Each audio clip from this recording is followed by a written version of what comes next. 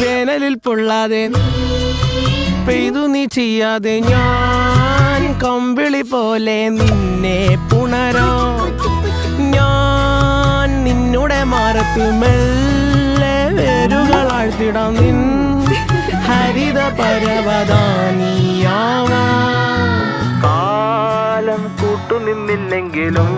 എന്നെ പറിച്ചെറിഞ്ഞാലും വീണ്ടും പടർന്നു കേറിടും ഞാൻ കാലം കൂട്ടുനിന്നില്ലെങ്കിലും